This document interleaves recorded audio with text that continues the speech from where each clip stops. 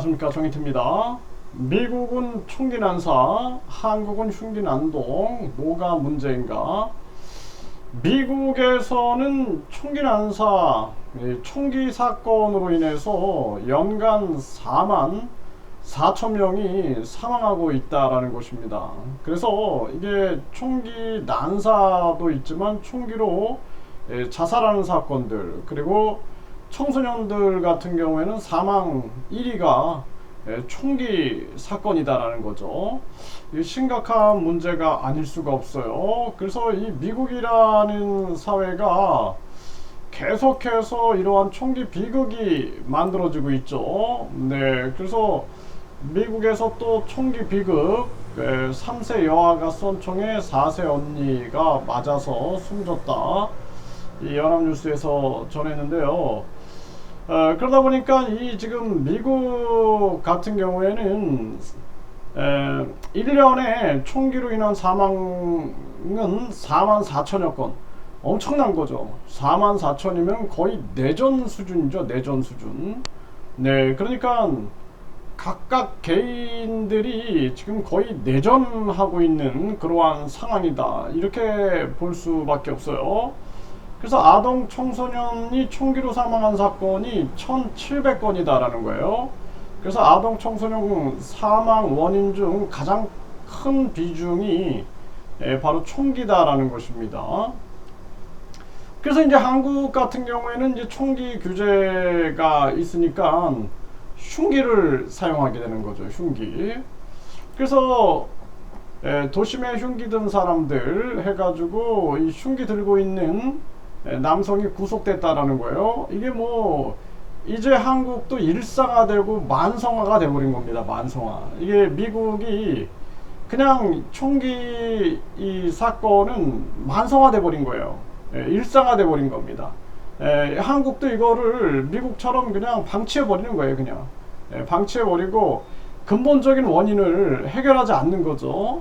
왜냐하면 자기들이 그걸 원하니까. 소수의 이 기득권자들이 계속 이 많은 국민들이 계층화되고 파편화되고 이러한 부분들을 원하게 되는 거죠. 그러니까 자기들은 지배하기 편하게 되는 거고, 이 아주 공포 이 관리, 네, 이러한 부분들이 가능해지는 거죠. 우리 한국도 요번에 보니까 뭐 장갑차에다가 뭐 경찰 특공대 이렇게 하면서 결국에는 국민들 불안감을 더 가중시켜 버리는 거죠.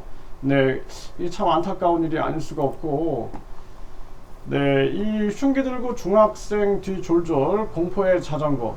네, 이게 이제 초등학생 묻지마 놀이터, 뭐 초등생 흉기 이런 걸 검색하고 이렇게 초등학생을 따라다니는 이러한 문제들. 그러니까 이 사회적 약자들, 여성, 어린이, 뭐 노인 이런 약자들을 대상으로 해가지고 이러한 범죄들이 자꾸 일어나니까 많은 국민들은 불안해할 수밖에 없고, 네, 이 지금 우산에다가 흉기를 숨기는 모습인데 우산 속에 30cm 흉기를 쓱 이렇게 넣고 있다라는 거죠. 네, 이게 참 이게 얼마나 무서운 얘기예요. 네, 이게 우산도 그렇고 남의 이렇게 또 집을 발로 29번을 쳤다라는 거예요. 네, 이러한 모습들 자꾸 생기고 있는 이러한 상황이고, 결국에는 이러한 문제들이 걸 양극화 문제가 아주 심각해지는 거죠. 그래서 지금 매거진 환경에 보면은 상위 10%가 전체 소득의 50%를 차지하고 있다는 거예요. 그러니까 상위 10%가 전체 소득의 50%를 차지하고, 이제 4차 산업을 통해서 인공지능이 불평등을 더 키우는 거죠. 그러니까 사회가 계속 불평등으로 가고 있고 상위 10%가 전체 소득의 50%를 차지한다.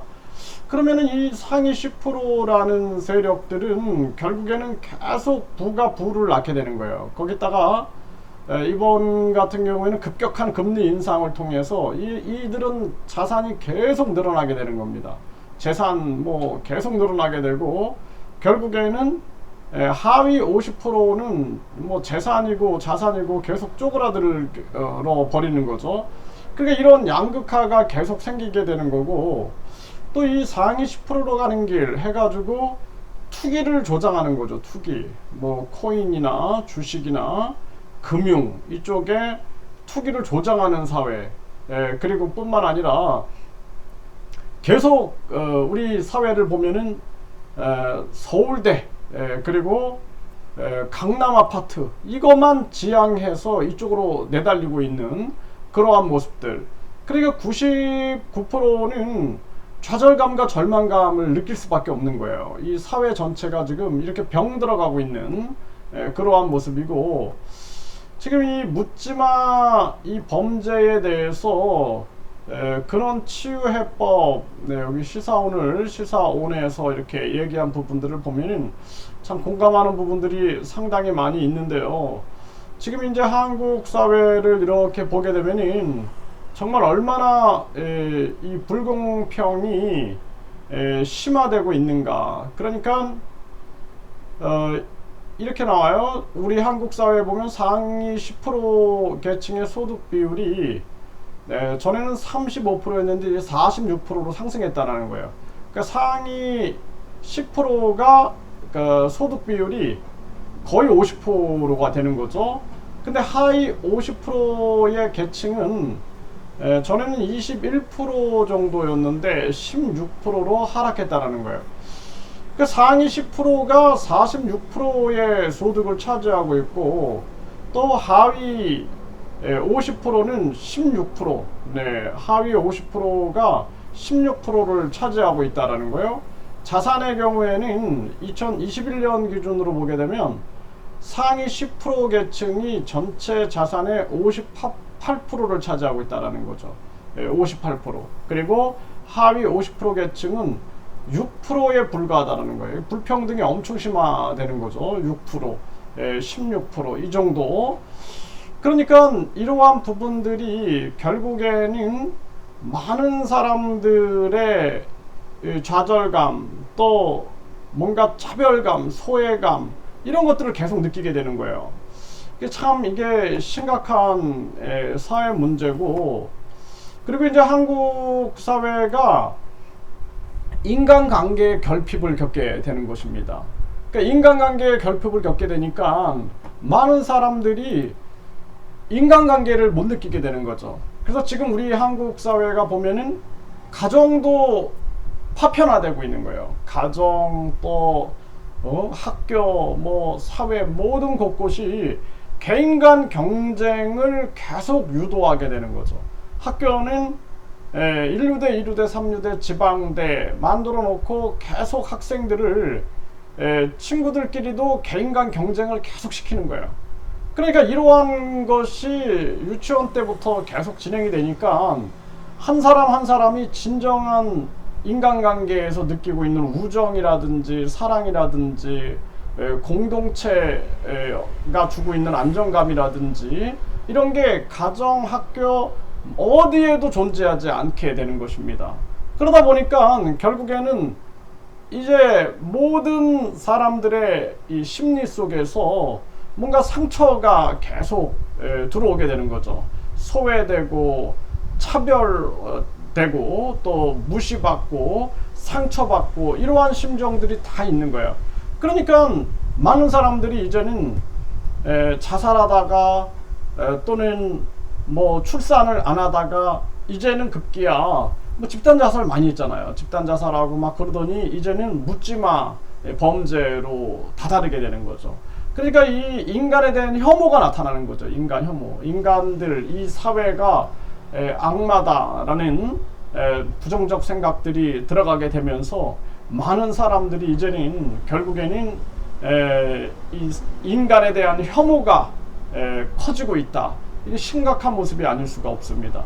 그래서 대안은 뭐예요? 대안은 빨리 1루대, 2루대, 3루대, 지방대 이거를 없애버려야 되는 거예요. 한 사람 한 사람이 고유성을 꽃피우고 존중받는 그러한 교육, 그래서 또 더불어 협동할 수 있는 그러한 교육으로 가야 된다라는 거예요. 협동의 가치를 느끼게 되고 공동체의 가치를 느끼게 돼야지만이 그래야지 가정도 회복되고 학교도 회복될 수 있는 거예요. 그리고 이 사회는 이 아주 야만적인 자본주의로 흐르면 안 됩니다. 그래서 그냥 1류 아파트, 2류 아파트, 3류 아파트, 지방 아파트 해가지고 계속 이걸 가지고 하나의 계급을 만들고 학벌을 가지고 계급을 만들고 이런 사회가 아니라 뭔가 가치를 추구하는 사람의 삶이라는 건 다 다르잖아요. 다 다르기 때문에 한 사람 한 사람의 삶에 가치를 추구하는 그러한 삶의 방향으로 바꿔야 된다. 이게 홍익 자본주의, 저는 그렇게 얘기를 하는데 인간을 널리 이롭게 하는 그러한 자본주의여야지 이런 식으로 가면 안 된다라는 거죠. 이게 심각한 문제고, 그리고 이제 이 한국 사회가 이제는 반성해야 되는 거예요. 정치꾼들은 사기칠 생각하지 말고 정당 보조금, 선거 보조금, 선거 보전금, 특할비, 불필요한 차관직 이런 거 없애버리고 이제는 우리가 소위 말하는 뭐 기본소득, 이제 국민권익금, 저는 국민권익금이라고 얘기해요. 국민의 당연한 권리금이다 그거는. 그래서 권익금이다 이렇게 얘기를 하고 있는데, 이 기본소득, 국민권익금 이러한 제도들을 통해서 사회 안정망을 구축을 해놔야 합니다. 이 급격한 금리 인상을 전개하면서 사회 안전망 없이 그냥 전개해 버리니까 하위 많은 국민들이 지금 하위 50%가 자산이 6%밖에 안 된다. 그리고 소득도 16%밖에 안 된다. 이렇게 얘기를 하고 있고, 상위 50%는 자산을 58% 이상 가지고 있고 소득도 46%를 가지고 있다. 이 계속된 이 불평등, 불공정 속에서 사람들이 절망할 수밖에 없는 거죠. 그래서 빨리 기본소득, 국민권익금 이 제도를 시행해야 한다. 이거는 대한민국의 안정망 구축에 아주 중요한 부분입니다. 그런데 이게 지금 윤석열 정부가 이런 생각이 없죠. 네, 이게 참 심각한 문제고, 도리어 지금 이 상황을 악용하고 있어요. 악용하고 있고, 급격한 금리 인상, 대책 없는 사회적 안전 대책 전혀 없는 그러한 급격한 금리 인상을 전개해서 이 사회를 완전히 그동안 쌓여져 왔던 것이 이제 터진 게 바로 지금 묻지마 이 상황이다. 저는 그렇게 분석하고 있습니다. 이거 우리 사회의 근본적인 문제를 해결하지 않고 장갑차나 뭐 경찰 특공대 가지고 전개한다?